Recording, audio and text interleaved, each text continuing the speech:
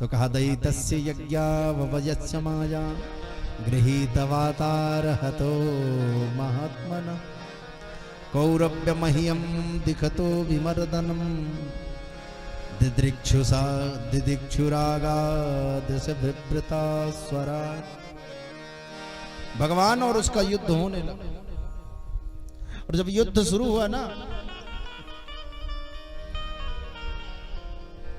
तो महाराज युद्ध बड़ा विलक्षण डॉक्टर साहब हो रहा है।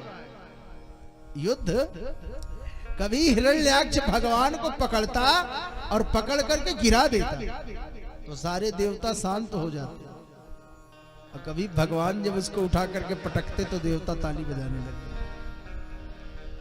देवताओं को तो कार्य सिद्धि से मतलब है, देवताओं को कार्य सिद्धि से मतलब है। महाराज अंत में भगवान देखते ही देखते कहा था सातम निशम्यातरथांगमग्रतो व्यवस्थितम पद्मपलासनोचनम।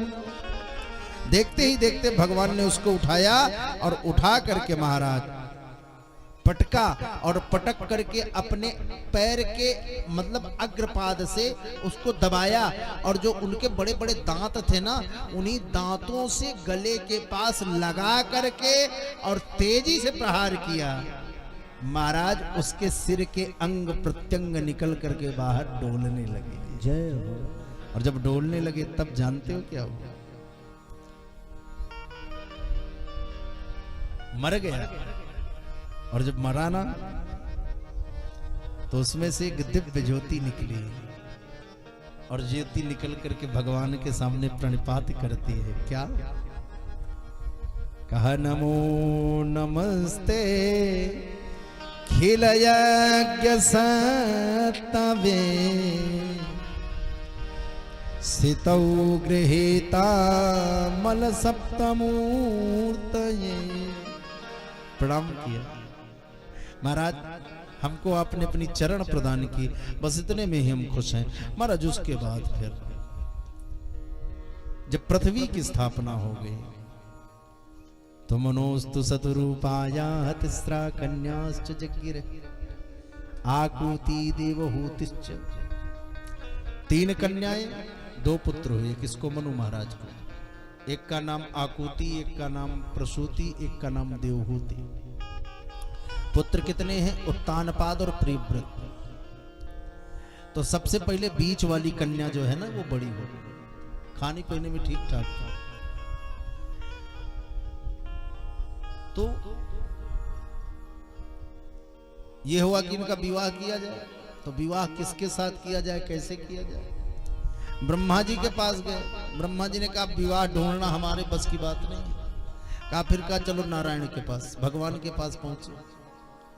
महाराज इसकी शादी, कहा इसकी शादी ऐसा करो करदम जी के साथ कर दो। अरे कहा महाराज करदम जी सन्यासी व्यक्ति, तपस्वी व्यक्ति, ब्याह करेंगे वो? कहा बिल्कुल करेंगे। अब जानते कहा इधर जाओ तो बात चलाओ। अच्छा इधर इनको भेजा और उधर भगवान आकर के प्रकट हो गए। कहाँ? करदम जी के पास। ध्यान से कथा है। जब करदम जी के पास प्रकट हुए ना तो करदम जी ने भगवान को देखा तो बोल पड़े। कहा सहसा स्वकारा तदेवेंद्र महामुनि। भगवान ने कहा हे महामुनि नेत्र खोलो। किसी बालक का पिता, देखिए बड़े लोग बड़े बुद्धिमान होते, जैसे बच्चे से कोई काम कराना हो तो बड़े कैसे करते हैं? अरे आप बहुत बुद्धिमान हो, बड़े बलवान हो, बहुत अच्छे हो, हमारा तो जीवन धन्य हो गया तुम जैसे पुत्र को प्राप्त करके। तो पुत्र खुद ही कहेगा हाँ हाँ पिताजी बताएं क्या आदेश है? कुछ नहीं बेटा बस यही बोरा उठा के रखना है। तो भले उसका बस करना हो, लेकिन इतनी बड़ाई कर दी है, तारीफ कर दी है कि वो एक बार जरूर प्रयास करे। तो भगवान ने जो है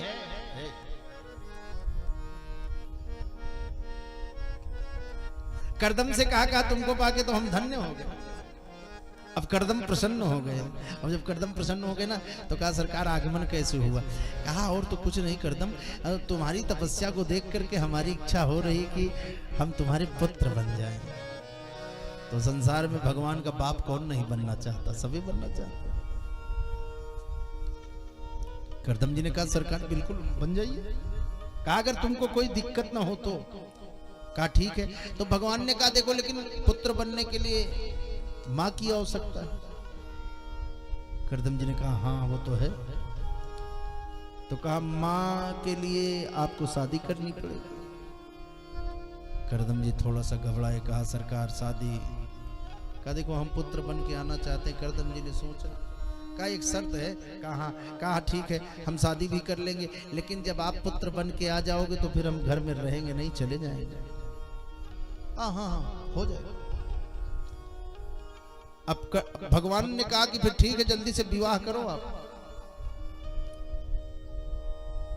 अब भगवान यहां से गए कि कर्दम जी दिमाग लगाने लगे कि शादी किससे किया जाएगा। कितने में ब्रह्मा बाबा मनु जी महाराज के साथ पहुंच आए।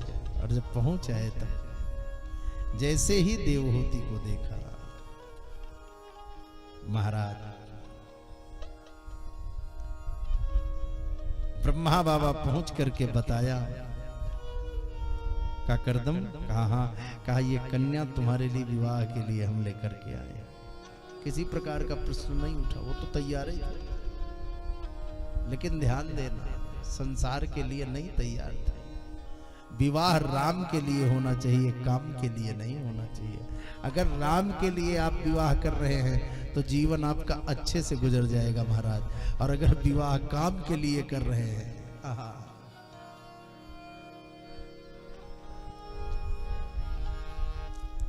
तो फिर तेरे ही श्राद्ध एक ही साथ हो जाता है। जय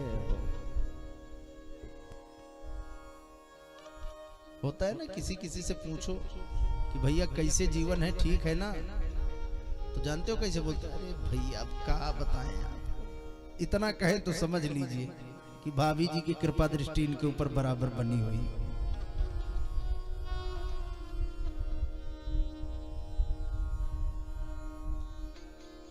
कहा गृह कारज नाना जंजाला,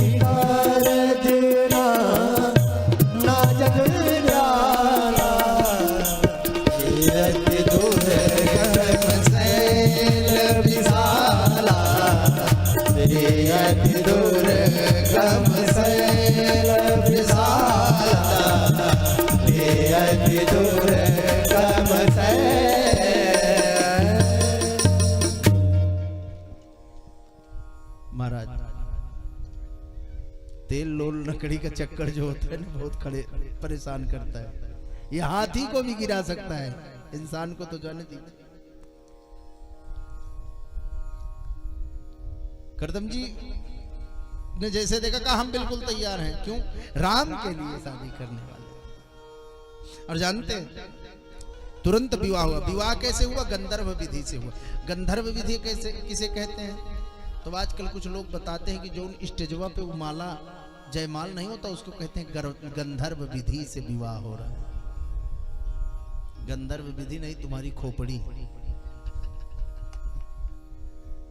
हाँ गुरुजी। अच्छा एक चीज और सुनो, मजा तो तब, आनंद तब आता है।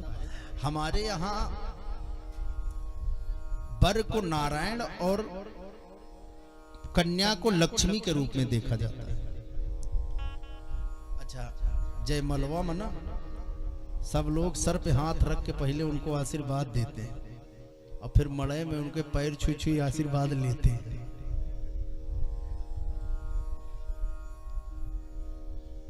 हमारे यहाँ माला पहनाई गई, सही है, जयमाल हुआ है। सबसे सरल जयमाल जनकपुर वाला कैसे हुआ है कि अब उठो सिया श्रृंगार करो, अब उठो सिया श्रृंगार करो, ये धनुष राम ने तोड़ा। अब उठो सिया श्रृंगार करो, ये धनुष राम ने तोड़ा है। हाँ गाँवई छवि अब लोक सहेली, गाँवई छवि अब लोक सहेली, गाँवई छवि अब लोक सहेली। सिय जयमाल राम उर्मेली, सिय जयमाल राम उर्मेली, राम उर्मेली, राम उर्मेली। अब चलो सिया श्रृंगार करो, अब चलो सिया श्रृंगार करो, प्रिय धनुष राम ने तोड़ा है। अब चलो सिया श्रृंगार करो, अब धनुष राम ने तोड़ा है। माई बाप हमारे यहाँ जयमाल हुआ है, लेकिन माला जानकी ने राम जी को डाली है, राम जी ने जानकी को माला नहीं डाली है। धन्य हो ये कलयुग वाले। अच्छा, सबसे बड़े आनंद का विषय हर घर में गुरु जी जब ब्याह होता है ना, तो 2-4 डायरेक्टर लड़का की तरफ से, 2-4 डायरेक्टर लड़की वालों की तरफ से, वो खाली यही बताते हैं, नहीं नहीं थाली ऐसे इस हाथ से लो, इस वाली हाथ से, नहीं नहीं चंदन चंदन ऐसे ऐसे ऐसे लगाना चाहिए। अच्छा, देखते कहाँ है, सब टीविया में देख देख के। जैसे बीच में कोई कह देना कि आपको क्या पता, आप कैसे जानते हो, नहीं नहीं वो सौतन सहेली में वो ऐसे नहीं माला पहना रही थी। जैसे हम लोग प्रमाण देते हैं ना कि भागवत में नहीं लिखा है, तो न प्रमाण देती, कहारी घर घर वाले में वो नहीं ऐसे पहना रही थी। भैया वो रियल लाइफ है, ये रियल लाइफ है। जय रियल लाइफ में टेक होते हैं और यहाँ पर टेक नहीं हो, रीटेक नहीं होते। हमारे यहाँ ये गंधर्व विधि नहीं है, ये नाटक है, नौटंकी से कहते हैं। प्रतापगढ़ की भाषा में कहा जाए तो चोचला।